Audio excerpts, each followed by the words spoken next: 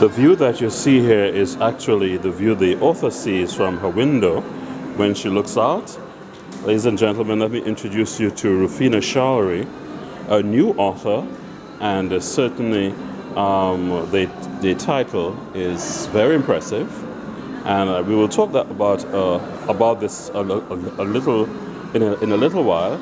But first, just let me say that I am at the Blue Coral, and there is a literary arts exhibition featuring something like, I think, 44 authors and over 200 books on display. So meet our author, Rufina Charlery, who hails from the community of Miku. And I would imagine just from the title that you would have gone through some struggles that would have allowed you to come up with a title like that. I did. Uh-huh. Not only my personal struggles, but the struggles of a number of people who have confided in me has really drawn me to actually put this book together. So when did you decide to do it? I think from the time I was a child, I knew someday I wanted to write.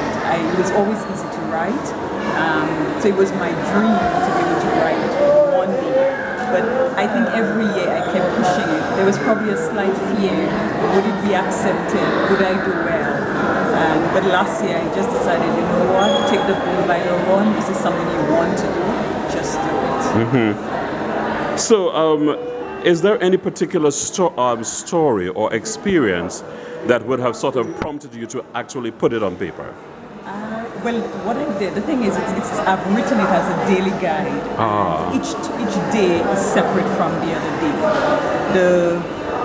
The topics, I separated the book into 12 chapters according to the months of the year, so it would have been easy for somebody who does not have enough time, too much time to read. And for each of the months, I focused on a particular topic. But given that it's an inspirational book, and I'm saying to you that God loves you, we have to appreciate that God does not operate in compartments. And so while the book is divided into different topics, there is interrelatedness between the topics. So say for instance, I'm a single parent. The struggles of raising a child on your own, that was enough to encourage me to be able to encourage others who are single parents, because I'm sure most people do not know I raised my child. Most people think that I did it and I must have had money flowing like crazy. And the point I wanted to make in doing this book is to be able to have people look at me and look at my daughter and say, wow, I cannot believe she did it, which means I can do it too. So you're serving as an example, right? Or as we can say in religious words, a vessel of inspiration.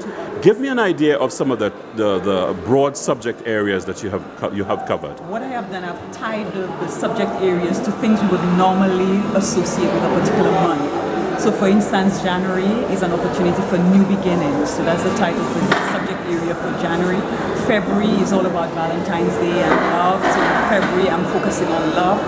March, because I'm a Catholic, while it's not a Catholic book, I have to give some exposure to what I know and I'm familiar with. And so we're getting ready for the period of Lent.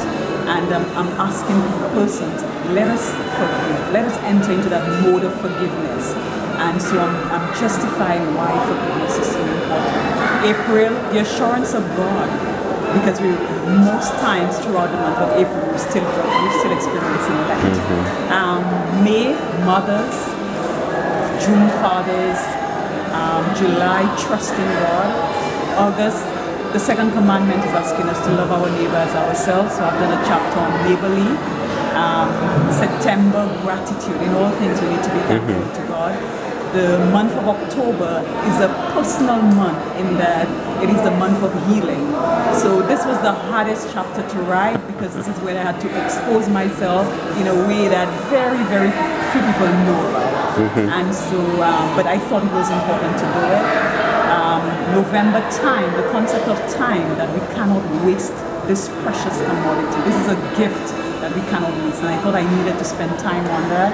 And December, sharing, the whole concept of sharing. Now, you have the distinction of having the foreword presented by Her Excellency Governor General of St. Lucia, Dame Paulette Louise. How did this occur? I selected her because she's one of my... And she willingly agreed? She willingly agreed. Okay, no very hesitation. nice. She was my principal at A-level, and she has been one of those women who have stood out for me as a role model, and also because she's one of the... I mean, she supports literary work. She's an educator, and she's very big on literary. So that was those were the reasons why I chose her. And that's a selling point. Exactly. Who's not going to go for a selling point? Yeah. But let me ask you, I know that, as you say, this kind of book would appeal to all sections of the community, especially persons who would have themselves gone through struggles. Have you had any feedback at all? I know you've only recently launched in Miku and planning a bigger launch sometime later, but has anybody offered you any feedback? The amazing thing is that the feedback I'm getting and the nature of the feedback from the persons they were coming is a surprise. Because some persons I thought would have just bought the book because it was written by me. One person in particular said to me that she sent me a message saying, "Thank you for writing this book because you have said things that so many of us would like to say but we never do."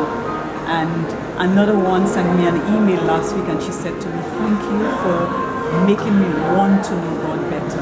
Oh, very good, very good. So when I read a piece on a morning, then I go to the Bible. Oh, nice. I'm curious that God you serve and who you say has taken you through all of this. I want to be able to know Him. And finally, what do you think of an exhibition like this to expose your work? I'm amazed. I came here this morning and I never knew we had so many local writers. So I'm very impressed. I applaud the opportunity for us to be able to expose our local authors. And the variety of books, the numbers of authors is something to shout about. Well, Rufina, I wish you all the best. Congratulations on at least completing the book, and I hope just that in itself serves as a inspiration for others to go ahead and do what they will in terms of writing for the solution public. Thank you very much.